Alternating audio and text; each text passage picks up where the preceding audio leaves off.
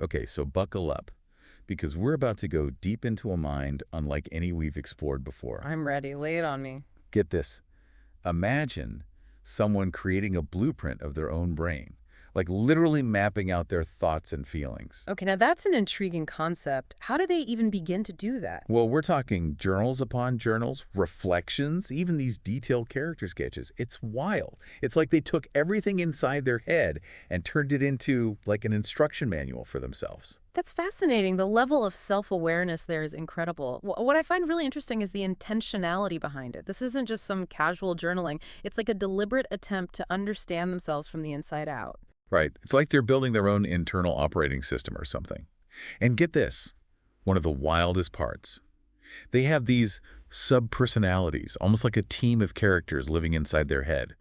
Each one with a name, a backstory, even their favorite bands, like seriously. It makes you wonder, are we talking about a creative outlet here, a coping mechanism, or do they genuinely believe this is how the mind operates? It's a total head scratcher. I mean, we may never have a definitive answer, but that's part of what makes this deep dive so fascinating. Oh, absolutely. It really makes you think, what if we all have these little crews in our heads and this person is just really good at mapping theirs out? Right. Okay, so speaking of maps, they have incredibly detailed descriptions of each subpersonality. For example, there's Bannock McBain, the captain, described as this super charismatic leader, but secretly battles with, like, tons of self-doubt. He's even really into astronomy and loves bands like Sugar Ray. Can you believe that? It's like they've created a full-blown cast of characters for their own internal play. What I find particularly interesting is how they connect each subpersonality back to real-life experiences. They're not just these abstract entities, but they have a direct impact on how this person navigates the world. Yeah, totally. Like Kelly Brodnoxie, the healer, helps them navigate disagreements by making sure everyone feels heard and understood. It's all about fairness and empathy with Kelly. You know, it kind of reminds me of that internal family systems therapy I read about, where you identify different parts of yourself. But this person has taken it to a whole other level. It's really remarkable. It's mind-blowing. And speaking of levels, Hmm. get this, they don't stop at subpersonalities. They've also created this whole system for ranking their beliefs. Wait, seriously, like a hierarchy of beliefs? Oh yeah, it goes from verified truths Hmm. based on hard evidence all the way down to false beliefs they've totally debunked. Talk about self-awareness. That's next level stuff. It's like they're applying the scientific method to their own thoughts and beliefs. Right. And get this, they even acknowledge that there could be bias within their system. It's like they're saying, hey, I'm working on it, but I know there are always updates to be made. Which is incredibly humble, actually. You don't Yeah. see that kind of intellectual honesty every day. Right. But it's not all just about their internal world. They also open up about their struggles, especially when it comes to personal relationships and feeling truly connected to others. Oh, I can relate to that. Sometimes it feels like people are just going through the motions.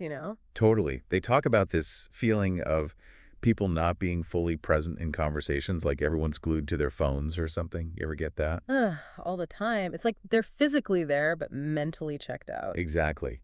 And what they're craving is this deeper level of connection that seems to be missing in a lot of their interactions. Like they're searching for a connection that matches the intensity and depth of their internal world. That's it. And frankly, that's a pretty tough thing to find. Especially these days. It's Yeah. like the more connected we are technologically, the more disconnected we feel on a personal level? Okay, so true. And you want to know what they call this pattern of seeking connection, feeling disappointed, and then retreating back into their heads. You're going to tell me, right? What do they call it? The relationships feedback loop. Okay, now that has me hooked. I need to hear more about this feedback loop and how it plays out in their life. So we've explored this intricate internal world they've created. Right, like their own mental ecosystem. Exactly. But how does that translate into their lived experience, their actual well-being? That's the million-dollar question, right? Yeah. Like, does having this incredible mental map actually make life better? That's what we're trying to unpack here. And the interesting thing is they don't shy away from self-assessment. Oh, really? They put numbers to their feelings. Tell me they at least used a cool spreadsheet or something. Well, we don't have the spreadsheet, but they've done this fascinating self-analysis, almost like a data-driven report on their own well-being. Okay, I'm intrigued. So what's the verdict? Are they thriving or just surviving?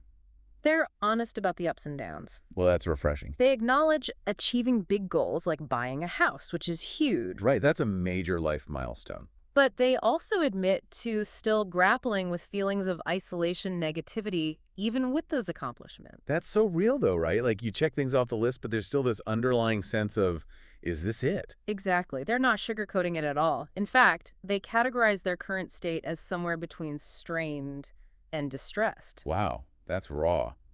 It takes a lot of courage to be that honest with yourself. For sure. And being the analytical soul they are, they dive into what's fueling these feelings. So what's the culprit? Or culprits, I guess, knowing how this mind works. The feeling of disconnection in relationships keeps popping up. Even though they know intellectually that people care about them. Yeah, it's like that gap between knowing you're loved and truly feeling it deep down. Oh, that's such a universal struggle, though. Like, how do you bridge that gap? Right. And on top of that, they're wrestling with existential questions, the big what's it all about kind of stuff. Whoa, yeah. Add a dash of existential dread to the mix. They even compare it to Sisyphus eternally pushing that boulder uphill because their accomplishments seem fleeting. It's like they build something, but then it's like, what's the point? Yeah. That's heavy stuff. Absolutely. So the question becomes, how do they cope? They've got this elaborate internal system. Right, but even the best operating system can only do so much. Exactly. And this is where the subpersonality model gets really interesting because it's not just about understanding themselves, but also navigating these challenges. Okay, so it's like their own internal support group now. In a way, they've got Addie, who embodies their adventurous side, always pushing them to step outside their comfort zone. Love that. We could all use a little Addie in our lives. Then there's Devin, the stoic, analytical one. Sounds very practical. Totally. Devin helps them stay grounded when things get overwhelming. Checks and balances. I like it. Oh, and we can't forget about Kenny. Who's Kenny? Kenny is the embodiment of organization and efficiency. Wait, I need a Kenny in my life, ASAP. Sign me up for that. Right. And last but not least, there's Mac. Another subpersonality joins the party. What's Mac's deal? Mac is all about playfulness, competitiveness, bringing in that lighthearted energy. So it's like they have this whole board meeting going on in their head. That's a great way to put it. And what's fascinating is they don't shy away from the conflicts that arise between these different parts of themselves. Oh, there's got to be some drama with a team that dynamic. Spill the tea. Well, they talk about Kenny's logical, data-driven side clashing with Kelly's more emotional, empathetic approach. Classic head versus heart. And then there's Val, the ambitious strategist we talked about earlier. Oh, right, Val. What about Val? It seems Val's drive for success can create some tension with Liz, who represents their need for relaxation and self-care. Always the struggle, right? Hustle versus downtime. Tell me about it. But here's the thing. They don't just describe these dynamics in a vacuum. They actually map out how they play out in real-life situations. So they're like, okay, work deadline, personal crisis, time to call in the crew. Exactly. Each subpersonality steps in with their own strengths, helping them navigate the chaos. I've got to admit, having that kind of internal support system sounds pretty amazing. Right. It makes you wonder, what if we all approached our inner lives with this level of intentionality? Okay, but let's be real.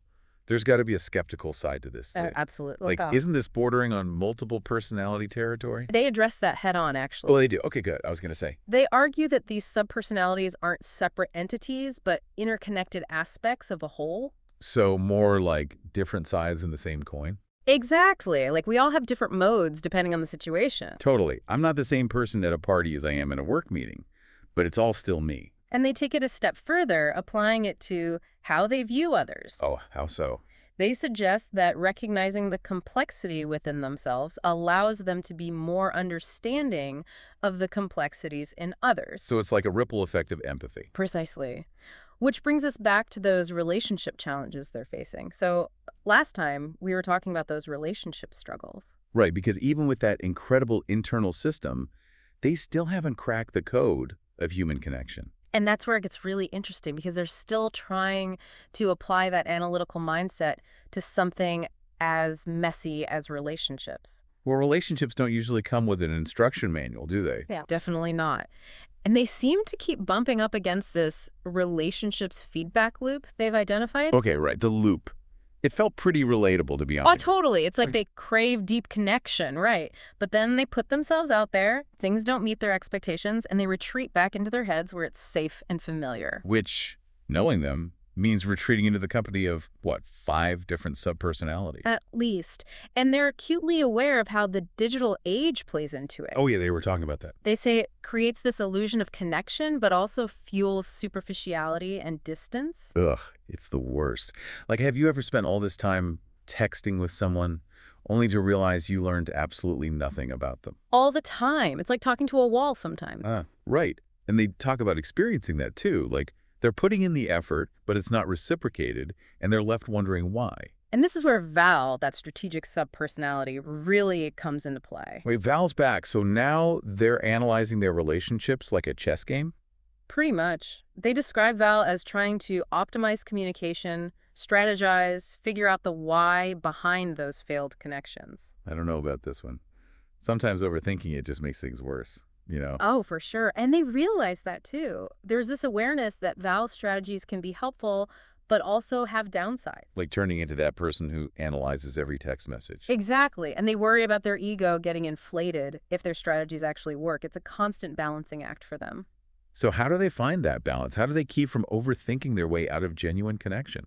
Well, they talk about shifting their focus from seeking validation from others to appreciating their own strengths and accomplishments. Okay, yeah, like knowing your worth comes from within, not from how others respond to your texts. Exactly. So even with their intricate internal system, they're still grappling with these universal questions about connection and belonging. Which I think makes them incredibly relatable, don't you? I mean, they're basically saying, hey, I might have this whole inner world figured out, but I'm still a work in progress when it comes to relationships. Absolutely. And it brings us back to that question we keep circling. Can a structured internal world actually help us navigate the messiness of real life? So what's the verdict? It seems to give them a framework for understanding their experiences and striving for growth, but it doesn't make them immune to the human experience. Which is kind of comforting, actually. Like, no matter how much we try to systematize things, there's always going to be that element of mystery. Exactly. And maybe that's okay. Maybe it's not about having all the answers, but about embracing the journey with all its complexities and contradictions. Beautifully said. Well, on that note, I think we've reached the end of our own journey into this extraordinary mind. It's been a fascinating ride, that's for sure. Any parting thoughts before we sign off? Just that everyone has their own internal world, their own way of making sense of things. And this deep dive, if anything, has just reminded us to approach those inner worlds and the people who inhabit them with curiosity, openness, and a lot of compassion. Couldn't agree more. Well, thanks for diving deep with me on this one. It's definitely given us all a lot to think about. My pleasure. Yeah. Until next time.